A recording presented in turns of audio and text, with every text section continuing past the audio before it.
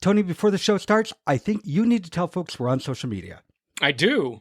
We're on social media. Well, there you go. We're now on Facebook and Instagram, and it's at Going Hollywood Pod on both of those. So that's our handle, at Going Hollywood Pod, on both Facebook and Instagram. And what are we posting, Tony? And we're going to just be posting, we'll talk about the show occasionally, but mostly it's just going to be like, what's happening? Who's a birthday? Who do we want to talk about and commemorate today? Who died? Because that happens a lot. It'll be fun. So it's at Going Hollywood Pod, and it's Facebook and Instagram. Links are in the show notes or on the website, goinghollywoodpodcast.com. You'll find them there too. Go on, stay tuned.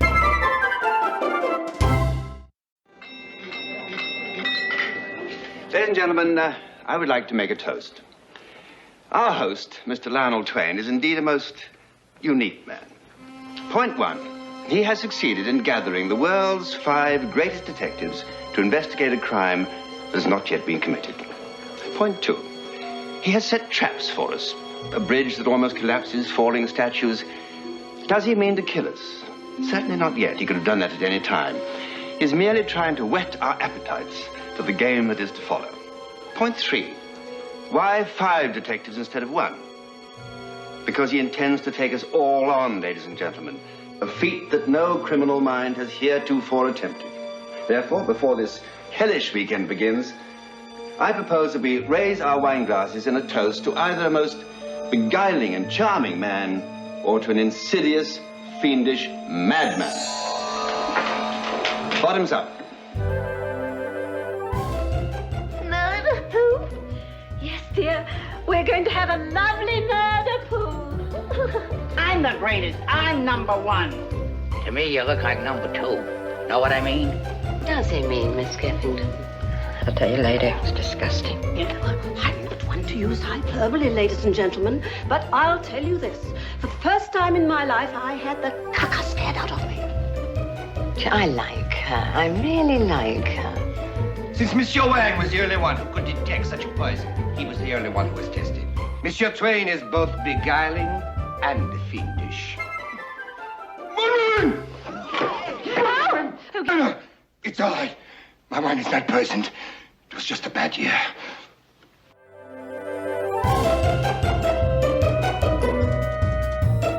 Hello, I'm film historian Tony Maeda. And I'm Brad Shreve, who's just a guy who likes movies. We discuss movies and television from Hollywood's golden age. We go behind the scenes and share our opinions, too. And of course, being the average guy, my opinions are the ones that matter. As does your self-delusion. Welcome to Going Hollywood. Oh, that's tacky. That's really tacky. Tony, hello. Oh. What are you doing, Tony? Oh, my God. Are we on? Oh, Jesus. I didn't realize. Oh, I'm sorry. I can't find my... Are we recording? Oh, God. We've been recording for a while, so there's going to be a lot of dead space we'll have to cut. Well, I cannot... I've been looking all over the place. I cannot... Where's my dickie?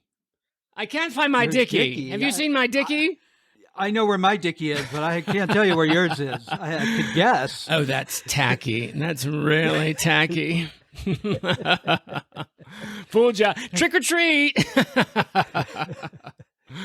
Hey, everybody. Welcome to another one of our Halloween episodes. Yes, for those very astute listeners out there, I was quoting from our movie for today, which is the wonderful, fabulous, divine Murder by Death from 1976, Columbia. And I'm so excited to be doing this movie, Brad.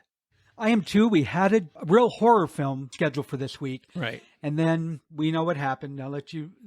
Well, yeah, what happened was, we were scheduled to do another film. And then on September 27th, we all got the very sad news that the incomparable, one-of-a-kind, and I think one of the greatest actresses ever, and I will fight to the death about that, Dame Maggie Smith left us. And I thought, there's got to be a way we can pay tribute to her, but we're in this Halloween mode right now. And then I thought, you know what? Halloween isn't just about horror. Halloween is also about trick or treat. And to me, that's what this movie is. This movie is a big bowl full of trick or treat candy. And it's got some Snickers bars and some Mars bars. It might have an apple with a razor in it, and we'll get to that person later. But it's a wonderful, fun movie. So I think it worked out really, really well. We'll even let you take a couple of the Snickers bars. And even though it's not necessarily a horror film, it does have death in the title. So yeah, that works for me. And of course, it also has murder, which, works for me totally when it comes to mysteries. So. It has murder and death in the title. Yeah. When you said let's change it, I'm like, oh, no problem. No problem at all. Murder by death. It's so much fun. I love this. And alongside the brilliant Maggie Smith, we have our other cast of treats. We have Elsa Lanchester. We have the incomparable Eileen Brennan, Peter Falk, David Niven. We have Nancy Walker in this, Brad. We have Ida Morgenstern herself in this. How wonderful is that? She has never made me laugh more, and she doesn't say one word in this film. She doesn't. She's so great. She does all kinds of little Ida Morgenstern gestures. You're like, that's Ida Morgenstern. We have the wonderful James Coco. We have the bride herself. If I said it already, I'll say it again. Elsa Lanchester, the bride of Frankenstein herself. And of course, we have the apple with the razor in it. The one and only Truman Capote in his one and only film appearance as a character, not as himself. Yes. He was in I can't remember, Annie Hall, wasn't it? He was the winner of the Truman Capote lookalike contest. That's right. I forgot about that. So it was very fast. I forgot about that. You're right. That's so funny.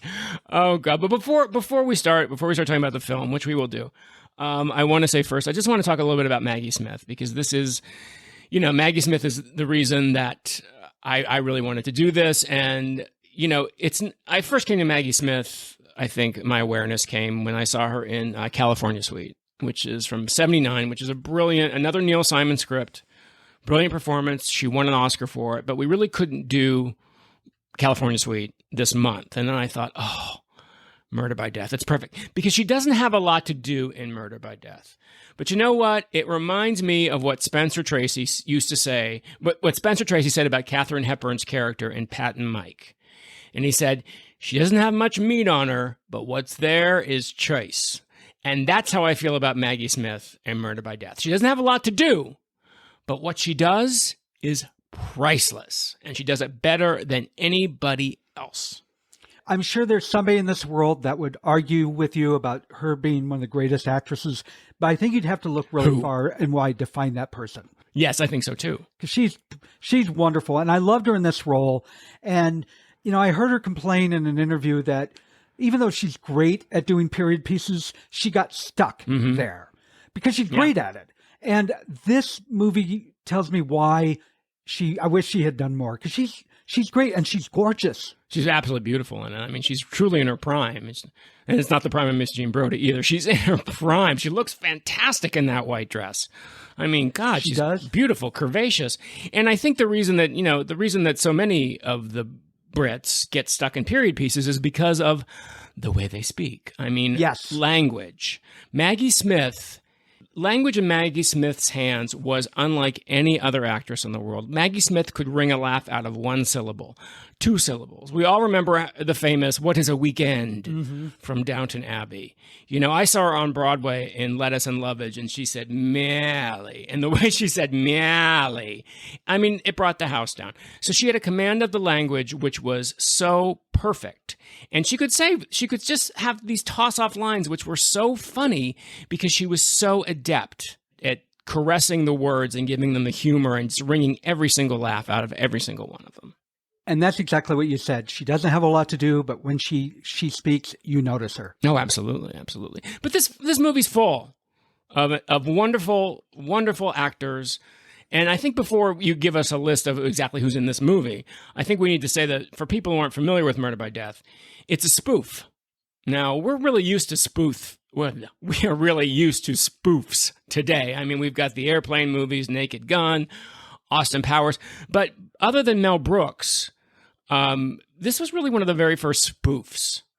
And it's a spoof is a takeoff on the great detective stories of the 40s and 50s, particularly the Agatha Christie novels, because this movie is basically a spoof of the very famous Agatha Christie book, 10 Little Indians, also known as And Then There Were None.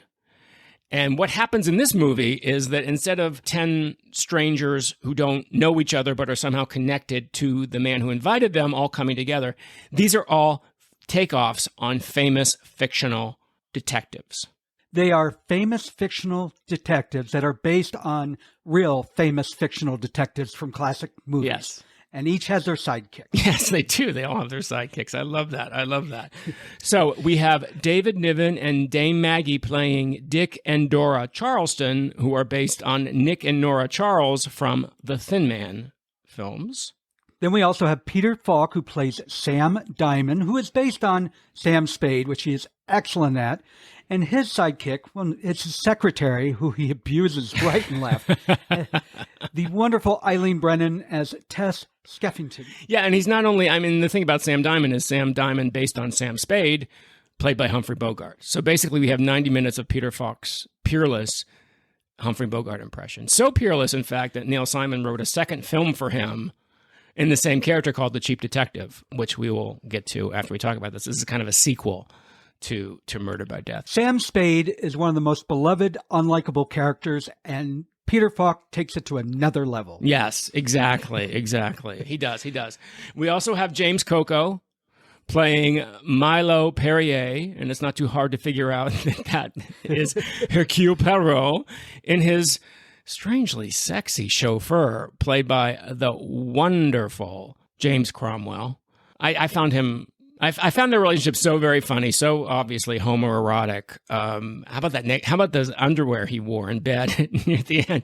I'm like, is that a negligee he's got on? He's in bed with him, and I'm like, I've never seen an undershirt and underpants drawers like that before. And James Cromwell was pretty new to Hollywood at this time, and this is his first big screen role. It was. And he was also in The Cheap Detective too, and you can really see. I mean, think about it. He's holding his own with Dame Maggie Smith, with David Niven, with the incomparable Peter Sellers. Peter Sellers in this movie, who plays Sidney Wang, who is a takeoff on Charlie Chan, and his son, played by Richard Narita, plays the character of Willie Wang. And they're in Wang's Wing, darling. As David Niven says, oh, darling, we're in Wang's Wing. Wang's Wing. I have to say something about Peter Sellers in this role. Yeah. My first reaction was, wait a minute, this is over a decade from Breakfast at Tiffany's, and here we have a white man again playing an Asian man. Uh-huh. Well, I'm not familiar with the Charlie Chan movies. So I thought, you know what? I bet the original Charlie Chan was a white guy. So I looked it up, and the old Charlie Chan movies starred Warner Oland, who was a Swedish actor. Swedish, yes. 16 films he played Charlie Chan. So I wasn't upset. I'm like, okay, that was the right thing to do. No, you know what? And I knew that was going to be a talk. I knew that was going to be a point of contention, possibly, about this, because is this yellowface? Is this not? And as I've read and as I've looked into this, most people agree it's not yellowface because it's actually a parody of yellowface. That's the way I felt. I cringed when I was cringing when I saw it. And then when it was over, I'm like, you know what? I bet. And I was right. Yes. And by the way, unlike Mickey Rooney, he's so damn funny. Yes. In it. He's so good. So yeah, so that's how you can, if you want to justify it. I don't think it needs to be justified. I think what they're doing is, it's like All in the Family. They're making fun of the bigot. Here they're making fun of these actors who did yellowface, who are actually Swedish, playing this Asian American character. So I think you have to look at it like that. And he also is sidekicked with his adopted son, who he abuses just as much as Tess Skeffington was. Yeah. And it's Richard Narita, who plays Willie Wang. He's in Wang's Wing. Darling, Wang's Wing. We also have we talked about the wonderful Nancy Walker playing the maid. She does not have a line. She is deaf and she's mute. And she comes to work for the blind butler, played by none other than Alec Guinness. And his character's name is Benson Mum. Not Benson Sir. Not even just Benson. Benson Mum. I'm Benson Mom. It's Benson Mum. Benson Mum. It's one word. And then we finally have the bride herself. We just talked about her in the last episode, Bride of Frankenstein herself, Elsa Lanchester, playing Jessica Marbles, who was based on Agatha Christie's famous character, Miss Marples. So Jessica Marbles, Miss Marple. And her ancient nurse, played by 94-year-old Estelle Winwood, And it's kind of funny when she first arrives, they think that Estelle Winwood is Jessica Marbles, and it's not. That's her nurse. She's now taking care of her because she's so old. And when I saw Estelle Winwood, who I'm not real familiar with, I know she's done a lot of acting off and on throughout the years. I'm like, is that an actress playing somebody older than herself? And then I looked it up, and she died 4 years after this film, and I saw her age, and I'm like, oh my God, no, she was doing great. Yeah, no. At 94 years old. She held her own, and she has some of the funniest lines in the film. Yes. By the way, she has my two laugh out loud funny lines in the movie, which we can talk about later on. But yeah, so Elsa Lanchester plays Jessica Marbles, who is based on Miss Jane Marple. So as I said, this is based on the premise of And Then There Were None, 10 Little Indians.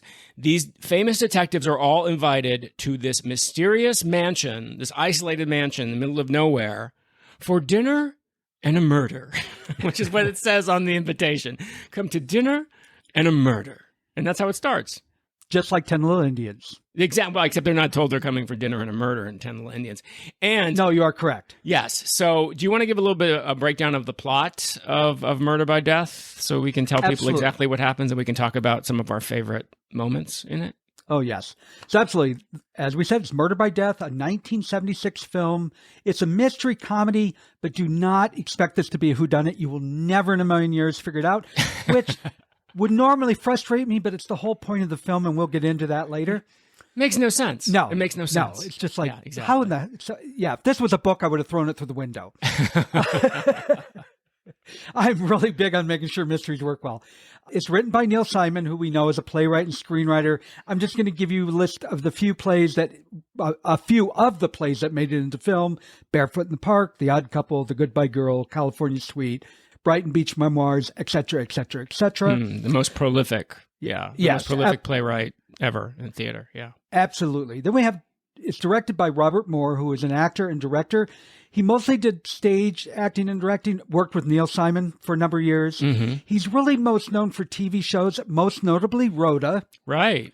He directed Rhoda, but he was also on The Mary Tyler Moore Show. Who did he play on The Mary Tyler Moore Show?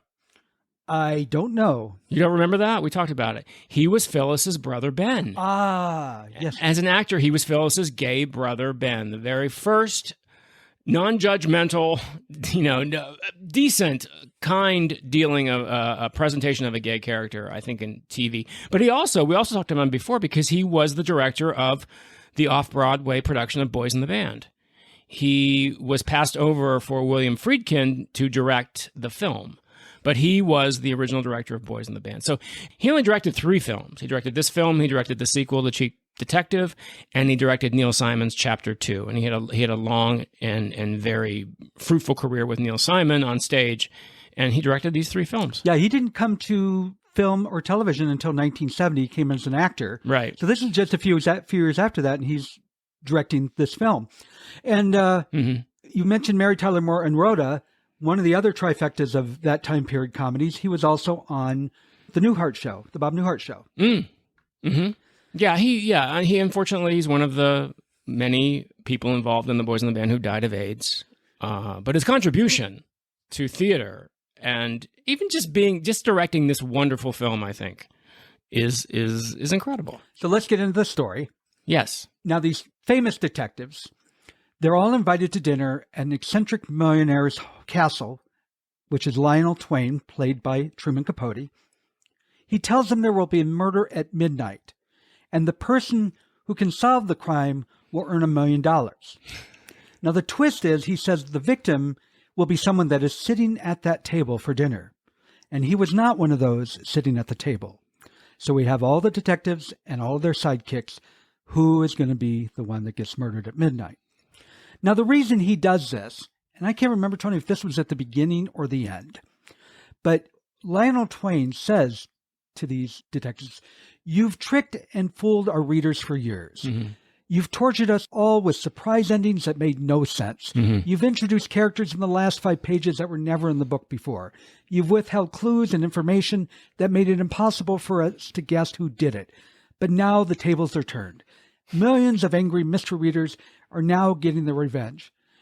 When the world learns I've outsmarted you, they'll be selling your $1.95 books for 12 cents." Yeah. Yeah, that's at the end when he tells them all off, because they all have a different identity of the murderer, and then he trumps them at the very end, and that's when he gives that speech about, which was basically Neil Simon's feelings. Neil Simon grew up watching Sam Spade, watching these great films from the 40s and 50s, also the Agatha Christie 10 Little Indians, and then There Were None, and that's how he felt about it.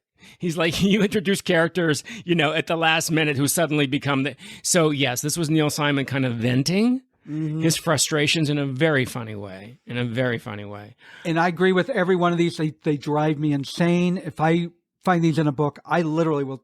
Well, I don't literally, because I don't want to break my window, but I will want to toss it out the window. And I'm going to give an example, and this is going to make some people shudder. I loved Sherlock Holmes as a kid, but I read him now. I can't read it because Sherlock Holmes is one of those. There's mud on the shoe, and he says to Watson, "That is the only kind of mud that you will find on Sherwood Hill." And it's like, how the hell would we know that, Holmes? And that's what this movie does. One of Lionel Twain's most frustrating things. Lionel Twain will pop up as the voice of Antelope on the ceiling when he keeps yelling at Peter Sellers' character because he doesn't use his pronouns, and he doesn't use. I mean, again, this is not Yellowface. This is a parody of Yellowface.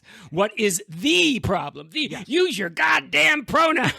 But it's everybody's frustration with these characters that we've had over the years as they solve these impossible mysteries and make it look so simple. And of course, they're also stuck on themselves. They're also full of themselves. That makes the parody even doubly funny. They are totally in. As in a farce, this is a spoof, very similar to a farce. They're in their own worlds. You know what I mean? Everything makes total sense to them because they're in their own reality, and that's what makes a spoof, a farce, work. Otherwise, it wouldn't work because somebody's eventually going to say, wait a minute, that makes no sense. But they say that, but then they continue on with the story. So it's all part of a spoof. It's all part of a farce, which makes this movie so delicious. An additional thing that doesn't make sense is they're playing detectives that are famous detectives for solving all these crimes, and that's the characters they play. But at the end, when Lionel Twain is talking to them, he said, when the world learns I've outsmarted you, they'll be selling your books for 12 cents. And it's like, wait a minute, are they detectives or are they mystery writers? Exactly. Which are they? It makes no sense, but that's the way it's supposed to be. That's the way it's supposed to be. And we're used to that now. We're used to that with the airplane movies, with the whole Shirley thing with the airplane movies. We're used to that kind of strange reality meta thing. And this was kind of unusual. I mean, Mel Brooks did it, but this really pushed it to the next level. And then in The Cheap Detective, which is the sequel to this, in which Peter Falk plays this character through an entire film, same kind of thing. Same kind of insane, crazy commitment. These actors are also committed. These characters are also committed to their own realities, and that's what makes it so funny. Mon Dieu! Jesus H. Christ. Tony, you and I get excited when we get messages and emails and texts from listeners that tell us how much they enjoy the show. We do. But I think we should push it a little bit and ask them to go a little bit further. Ooh, a challenge. If you enjoy this show, let others know. 5 stars are great, whatever you want to give, except 1 star. If you have 1 star, say, that show's not for me and move on. Yeah, you don't give us 1 star. Just say, no, not for me. Just skip it. Or tell your friends. That's the best way too, right? Tell your friends, hey, I have this great fun podcast with these 2 kooky guys who talk about movies and TV. We run the gamut. We have everything. Yeah, we're all over the place. We're all over the place is a better way to put it. But in a good way. So do it right now before you forget. I'm going to talk a little bit about some of my favorite scenes in this film and why I think they're so funny. First of all, most of the movie is just the people getting to the house. And that's what's so funny about this movie. The section that takes place when they're trying to figure out who's someone's going to be murdered is the middle section. But a large part of the movie is all of them arriving. And they're in their characters completely and fully. I think probably my very favorite arrival is that of Dick and Dora Charleston, played by Maggie Smith and David Niven, because they're having some trouble at the side of the road. And David Niven is on a call box for help, and he has a full martini in his hand. It sounds like someone snipped the wire. What did it sound like, Dickie? Snip. Yeah, nobody answered the phone. He's calling, and we see the scissors cut the telephone. He goes, "It sounds like somebody cut the wire." What the hell did somebody cut the wire sound like? Snip. So I mean that's probably one of my very favorite actors. And of course James Coco as Milo Perrier. You know, the thing about Hercule Poirot is his obsession with food, and James Coco's eating a Hershey bar in the car, and he's getting Hershey all over his face. And of course, he's talking. He's arguing with his chauffeur / lover because, I mean, come on, the homoerotic situation there is just too much. He says James Cromwell says, "I can feel it in my buns," and James Coco goes, "You got buns? Where are the buns?" He goes, "No, my bones, not the bun." He's obsessed with food. So they just take these characteristics from these detectives to the nth degree. And it was also funny because Perot, he liked to eat a lot, but he was very much into top cuisine and gourmet food. And here we have James Coco notching on a Hershey bar all over his face. And did you notice they did the Nestle joke twice? No, I didn't. Perrier says, "N'est-ce pas?" And Ursula Lanchester goes, "No, Coco." I mean, they do the Nestle thing. They do it twice. It's very funny. It's this kind of crazy out there humor, which just works so well with these actors, with these incredibly dedicated actors. I don't know if any other actors would have made these, because they're so believable, but because they're so invested, it makes it all the funnier. And of course, you know, you have Sam Diamond and Tess Skeffington driving in, and it's just so, you even have the music. You even have the sultry kind of film noir music playing behind them. And as a good secretary / Girl Friday, Tess Skeffington has done all this research on Lionel Twain, finding out he has no pinky. The guy only has 4 fingers. No, he's got 5 fingers, but no pinky. and Peter Falk says to her, "Good work, Angel. How'd you come up with all that information?" And she goes, "No, I wrote to Twain and asked him." It's just so funny because they're so committed to it. It's so believable. I love it. And she looks like the perfect dame from a Sam Spade film. Oh, God, yeah. She's so brilliant. She's so brilliant. Even physically, she does. Well, yeah, and she looks great, too, by the way. We should also say that Eileen Brennan looks wonderful, too, in those kind of cheap 40s outfits. And they all exist in a different, what's also very funny about this movie is they all exist in their own realities, but they're individual realities. You know, I mean, Nick and Nora Charles are right out of the 30s. I keep saying Nick and Nora Charles because I keep thinking of them. Dick and Dora Charleston are right out of the 30s, which is when the Thin Man series was. You have Sam Diamond and Tess Skeffington, who were right out of the 40s, out of a film noir. And they all come together, and it's not confusing to them at all. Jessica Marbles. I mean, Miss Marple is, and she knows Sam Diamond, too. That's another thing, too. Yes. Jesse, baby. I mean, it's just the insanity of it is so funny. The film makes no sense. I think we should say that right off the bat because, yes, Truman Capote as Lionel Twain makes this grand entrance and has this whole speech about someone at this table will be murdered. And then he makes this grand exit, and Maggie Smith says, "I hope he knows how to stop that thing," because he's in a chair that flies backwards. And as it turns out, none of them are murdered. Alec Guinness's character is murdered, but is he murdered? Or is he a real person? I mean, it's just insanity. It's one ridiculous plot after another, and that's not the point. The point is to watch these brilliant actors do these incredibly funny spoofs of these funny, well-known characters, and basically languaging everything we always think about when we watch these movies or read these books. And just speaking for us, as they spoke for Neil Simon. One thing that really interested me was the fact that there are hardly any sets in this film. No, one set. It could actually be a play because it's one. You could do it on that one dining room set, which moves. Yes, you could. Silently. Which moves, Which moves silently. And yeah, that never is explained because it makes no sense whatsoever. Who moves? The people in the room that don't feel it moving, or the person who went down the hall that didn't feel it moving? But they go down the hall and they come back and nobody's in the room. It's because it's a different dining room than the one that was there originally. It makes no sense whatsoever. And also, it makes no sense, but it makes so much sense. And of course, 10 Little Indians, they were on an island and they couldn't get away. I believe it was. Right. In this story, he pushes a button and you have the very cliche all the bars come down, the windows and the doors locked, and nobody can get out of the castle. Just absurd. Mm-hmm. This guy has a lot of money for all this stuff he built around this house, the moving room and the it's bars and that sort of thing, and his chair that goes 90 miles an hour. It's fantastic. I like all those movies. Let's talk for a minute about Truman Capote and in this film. I don't know. Did you watch Feud? No, I didn't. When it was on Capote versus the Swans. So anyway, Truman Capote, obviously, quite a character. We've had many different iterations of Truman Capote, from Philip Seymour Hoffman to this latest incarnation that was on the Ryan Murphy show. And Neil Simon said that he spent most of the movie trying to get Truman Capote out of the movie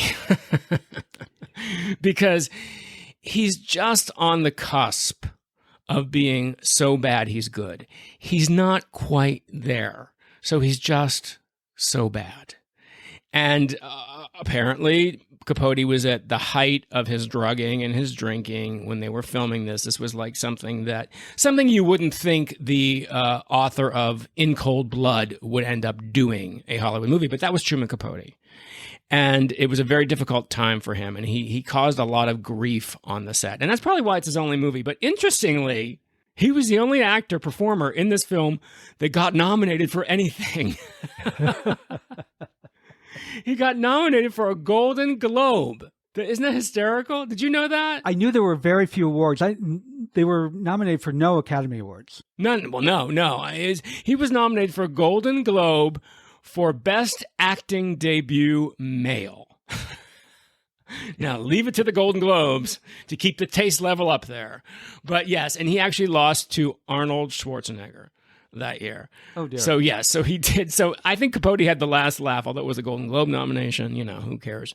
But he got the last laugh of that because everybody was denigrating his performance and how awful he was in it. And yet he walked away with the only acting nomination out of this entire cast of stellar actors, which is kind of just like this movie. Crazy. It is crazy. I think Peter Falk should have been nominated, and I'm kind of wondering if he didn't because people felt it was too much like Columbo, and it really was not Columbo in any way. It was just another comedic detective. It's very similar. But I wonder if people made that connection and said, sure, yeah, there is some similarity, but not at the same time. It is very similar, but he's so clearly doing Bogart, too, and I think that's what's brilliant, yes. And I think that's what Peter Falk walked away with most of the praise for this film. That's why Neil Simon fashioned a sequel, The Cheap Detective, for him, which is, as I said, is basically, it's a spoof. It's basically the same thing, but it's a spoof of film noir. And you have these wonderful characters in The Cheap Detective. Madeline Kahn is in Cheap Detective. Eileen Brennan, again, is in Cheap Detective. And Margaret. James Cromwell's in it also. So there was obviously an impact made, because this film was a hit. It was a hit. It wasn't a huge hit, but it was a hit. And so the fact that Peter Falk made such a splash in this, and then they were able to then translate that to another movie, which was also a hit, not as big a hit as Murder by Death, but still a hit. It says something about that performance. He was a very, very gifted actor who doesn't get enough credit. Everybody thinks of his Columbo, but he was also a big stage actress. Neil Simon worked with him in The Prisoner of Second Avenue, and that's why he wanted him in this film, because he knew how very funny and how very exasperating and how very funny in his exasperation Peter Falk could be. And he is. He's a genius in this movie. The first time I knew him as a comedian was the first time I watched It's a Mad, Mad, Mad, Mad World. Yes. He was a cab driver in that film. Yes. But he's not doing Columbo. No, he's not Columbo. Yeah, but I can see where people get the Columbo reference. That's because Columbo has become so iconic. Yes. But he's also every inch Sam Spade. Now I'm curious. Sam Diamond. I'm curious because something really jumped out at me with this film. It was written by Neil Simon, and I can't think of that many slapsticky plays or films that Neil Simon wrote. There's this one. There's The Cheap Detective, as you mentioned. There is California Suite, which is a little, but not really. It's silly, but it's not to this level. Well, it's just the scene with Richard Pryor and Bill Cosby. And P.S., that was not in the play. That was written specifically for the film. But can you think of another one that was slapsticky funny that Neil Simon wrote? Like this one? Neil Simon became more and more serious as the years went on. He didn't write on Broadway. You're talking about. He didn't write spoofs. He basically wrote, and this is not a bad word. I don't know why people could think it's a bad word. Bad words. He basically wrote situation comedies. Barefoot in the Park is a situation comedy. The Odd Couple is a situation comedy. They were made into situation comedies, by the way, P.S., and very, at least for The Odd Couple, a very successful one. And then as Neil Simon got older and he began to write more autobiographical plays, they were all kind of autobiographical. I mean, there was always a link to his real life. Barefoot in the Park is based on his honeymoon experience with his first wife, Joan. Love that film. And The Odd Couple is based on his brother. So there was always a tinge of autobiography, but then he really got into it with Chapter 2. And then he delved into it brilliantly in the Brighton Beach trilogy, Brighton Beach Memoir, Biloxi Blues, and Broadway Bound.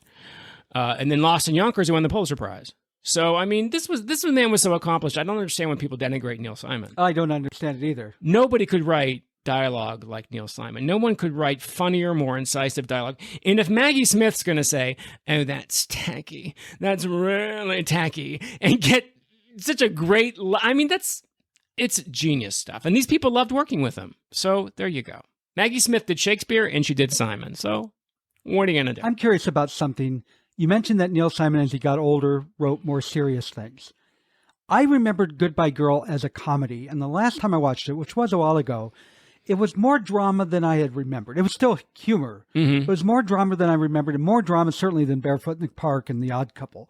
Was that like a transition period for him? Definitely. Definitely. Okay. Yeah. It was also his Marcia Mason period. I mean, he was married to Marcia Mason, and Marcia Mason was basically his muse for all those films. But he started out, his first play, Come Blow Your Horn, was very much a 60s shticky play. Not a lot of substance there. Star Spangled Girl, another one, not a lot of substance there. But as he went, like Woody Allen, as he got older, he began to take more and more chances and bring more and more truth into his plays. Broadway Bound, which is probably my favorite play of his, has a very moving monologue that his mother, Linda, who was played by Linda Lavin, she won a Tony Award, based on the real life breakup of his parents' marriage. So there were definite, the comedies got more and more serious, but they were still funny. And I think what made them even funnier is the reality of them, the drama in them, which this movie is not at all. This movie is just bonkers crazy, which I'll take as well. Oh, definitely. It definitely, I love Airplane. Is it Oscar material? Oh, hell no. But I don't know how anybody could watch that and not laugh hysterically. So should we talk about the ending of this movie and see if we can try to make sense of it, out of who exactly was murdered and who exactly was the murderer? First, I want to talk about the opening. Oh, okay. The opening credits. The opening credits. Because when it started out, the opening was boring to me because they did the opening credits at the beginning, which they do a lot less these days. And the music wasn't thrilling me. The only thing that really jumped out at me was the artwork of Charles Addams. And for those that don't know Charles Addams, he's most known for doing macabre cartoons for The New Yorker. And if you know the Addams family, it's based on a lot of his cartoons. And I love those. In fact, if you watch the first Addams Family film where they're on top of their house dumping hot oil onto the children below doing trick-or-treat, that is actually from The New Yorker, one of his most famous clips. So that I loved. And they showed him again at the end. But otherwise, I was kind of bored. I was like, oh, no, this is not going to be good. Mm-hmm. But then it picked up. Well, yeah, no, it does. I think I love the Charles Addams opening. I think it's kind of wonderful. Kind of sets the scene. It gives this movie an air of sophistication, I think. And that was kind of Neil Simon's point. Neil Simon, in his mind, was writing Noel Coward. But he was also giving it a common touch, So I think he succeeded brilliantly. I really do. So at the end of this crazy evening, everybody decides they better go to their own rooms and lock their doors so they can survive, because they don't know what the hell's going on. The butler's dead, then his body disappears, and then his clothes disappear, and he's naked in the kitchen. It's just, you got to watch the movie to get it, because I'm not going to go through the plot points. Watch it. You'll be glad you did. And they all go back to their rooms, and there's an attempt to kill every single one of them.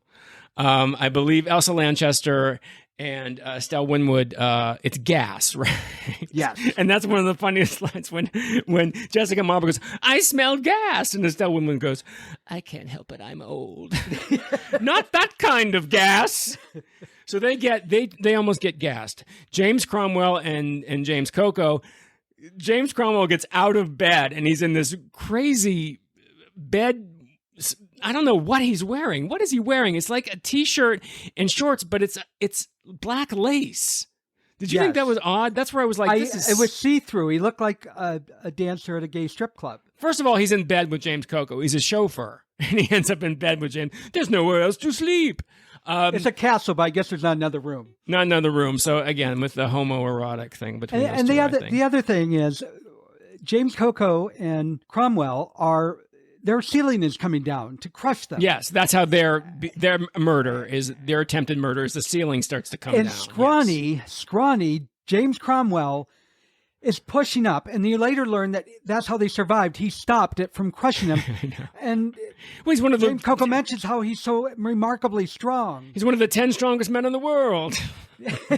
I know he doesn't look it, does he? He doesn't look it, does he? Bones. So yeah, so they're almost made into goose liver pate, as James Coco notices. Now, my favorite, of course, is Dick and Dora Charleston in bed as the scorpion is climbing. There's a poison scorpion put on their bed. They're so nonchalant. It's a dangerous scorpion. Oh, is that what that is? Oh.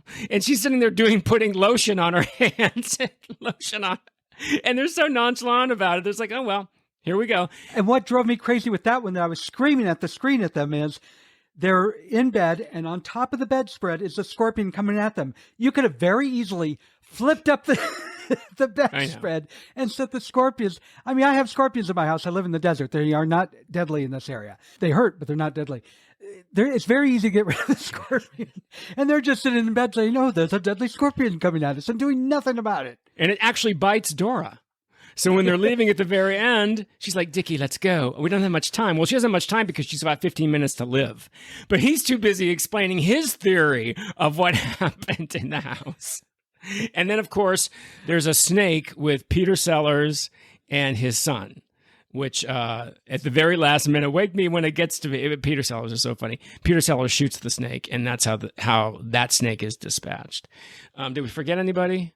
A bomb. Oh, of course. And Tess Skeffington and Sam Diamond have a bomb in their room, which Tess Skeffington throws down the toilet just in the nick of time. Of course, she's still got her dress is still torn, but they survive.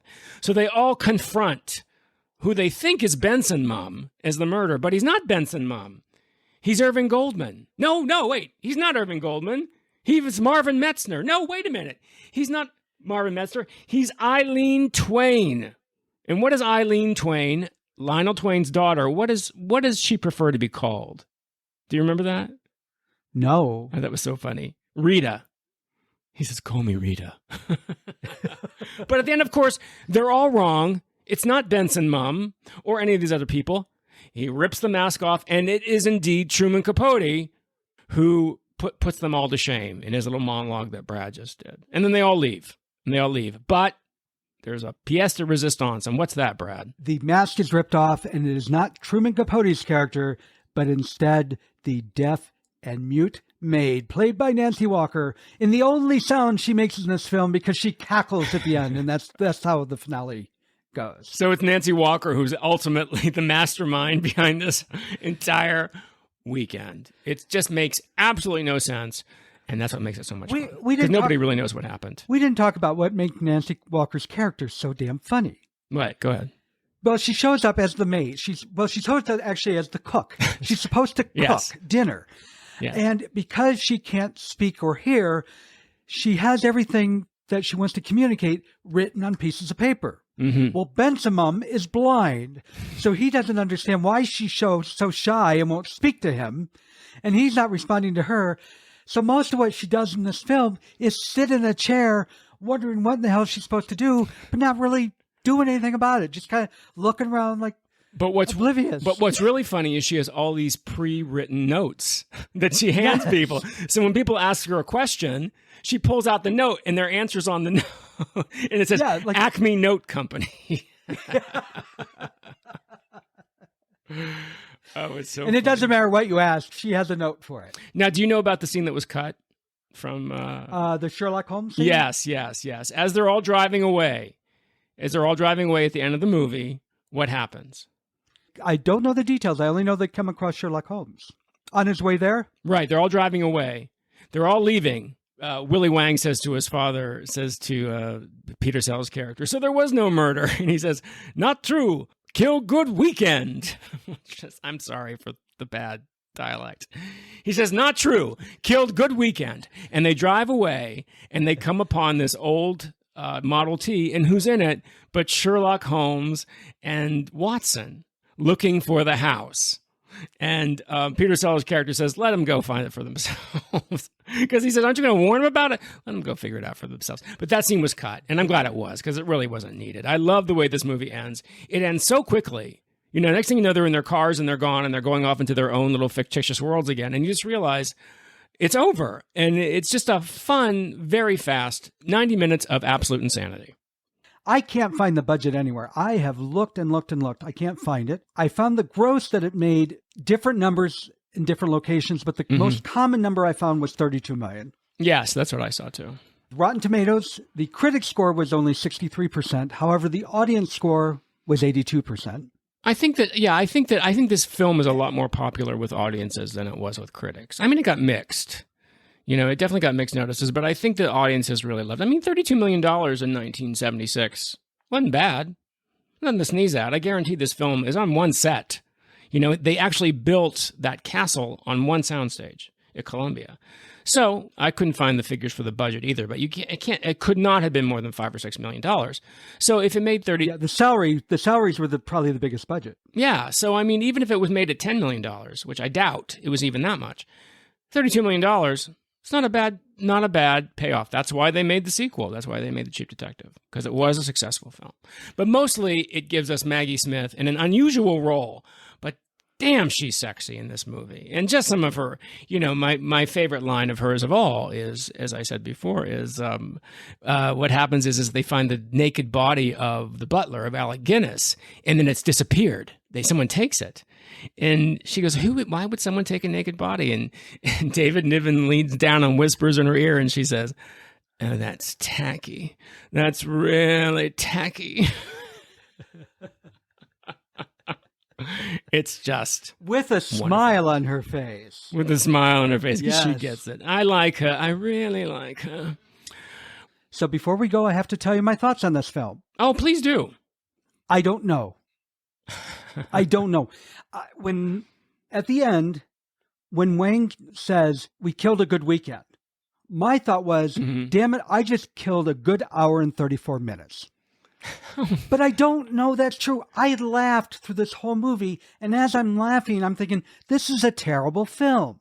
Were you really thinking that? And I remembered I remember watching it years ago and thinking it was a terrible film. So what was it? The Funny Farm. I think I told you that when I saw the movie Funny Farm at the movie theater, I hated the film. But then every time I watched it again, I was laughing and laughing and laughing. This movie I watched and I laughed through the whole thing. And when it was over, I'm like, God, that was terrible. So what are you judging movies on? What's your criteria here? I don't know. You laughed through the whole thing, but you hate it. Yeah, I don't know. I can't tell you. I have very mixed feelings about this, but I will admit I had a good time. Yeah, well, I think to me that you can't ask for anything more from a movie than have a good time. I have no mixed feelings about this movie. I love it. I'm so happy that we did it and that we are talking about it, because I think just for these performances alone, it's so much fun. And if it's Halloween, it's our trick or treat movie.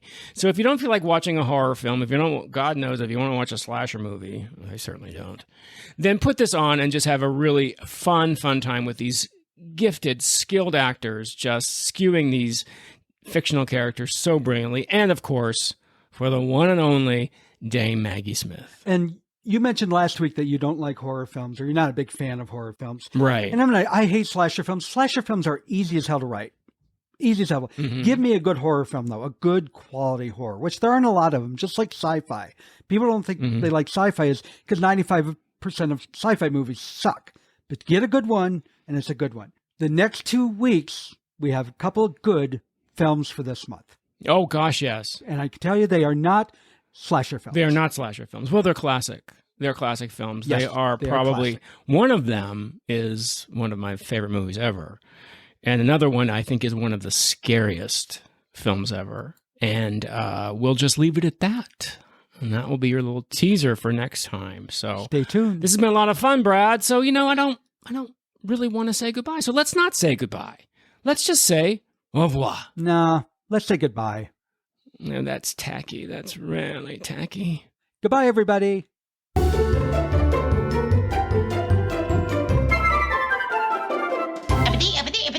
That's all, folks.